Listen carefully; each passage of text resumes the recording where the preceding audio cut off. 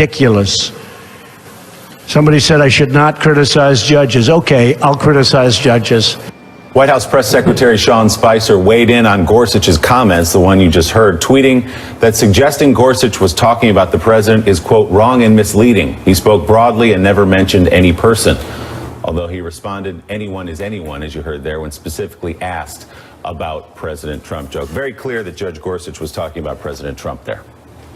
Right, certainly was, especially because the question came from Richard Blumenthal, the Connecticut Democrat, who first got him privately to criticize the president for questioning the judiciary. Can we just talk for a second, Willie, though, about Judge Gorsuch, who's been overshadowed by Russians and the FBI and wiretaps and everything else. I thought yesterday was just a masterful performance by him. I thought if Ronald Reagan had ever had a confirmation hearing, it would have sounded a lot like that. He was, you know, several years ago, everybody talked about how John Roberts was so remarkable in front of the Judiciary Committee. I thought Gorsuch just hit it out of the park. That is a guy who hit it out of the park, and all the gosh and the gollies may have sounded a little strange to some of us from that work in Manhattan. But that guy delivered a tour de force and never mentioned age of Trump. I think he showed all the characteristics that Americans are yearning for: the humility, wisdom, and knowledge about the subject in which he was speaking.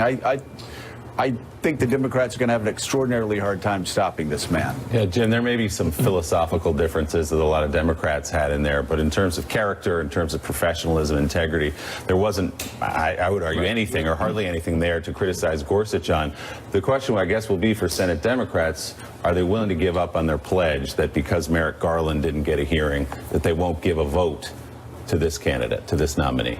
Yeah, I mean, listen, in a different world, this could be a great week for President Trump, right? The economy's decent, and he's got a Supreme Court nominee who's going to win approval to the court, making good on a promise to pick somebody from a conservative list, and he did it.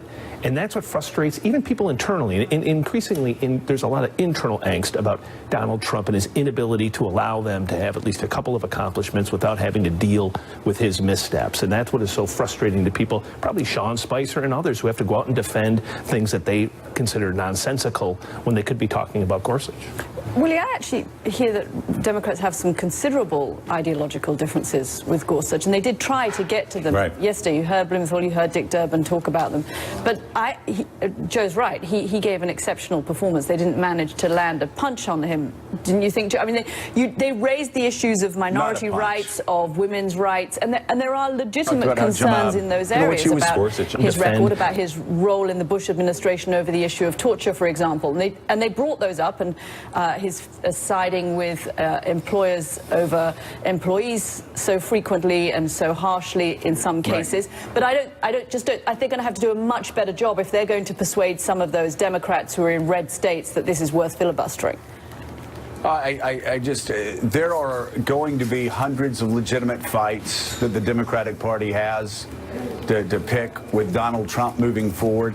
This is just not one of them. I mean, he's replacing Scalia, first of all. Secondly, the next Supreme Court choice is probably going to be the one that is going to be the swing. But Gorsuch is such a strong candidate that I don't see how these red state Democrats like Manchin, I don't see how there's any way they can go against him. I do want to say, Mark Halperin, that Donald Trump once again steps on positive headlines. He should have been celebrating Gorsuch last night.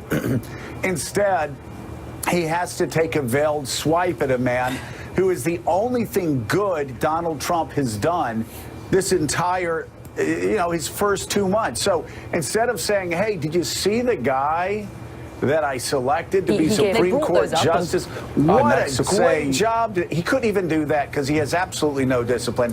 He had to attack the one good headline he had last night, which shows you just how clueless this man continues to be in the ways of Washington, D.C.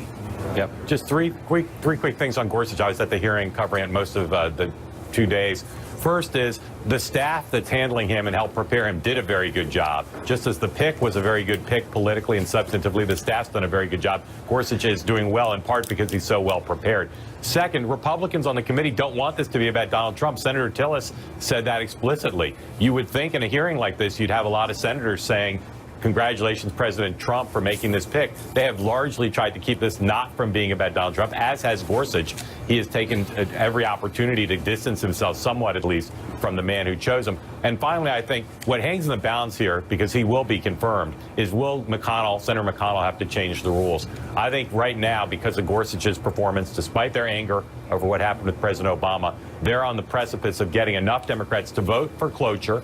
Maybe not vote for him for confirmation, but I don't think they're going to have to change the rules right now. And that is a big victory for the Senate, big victory for Senator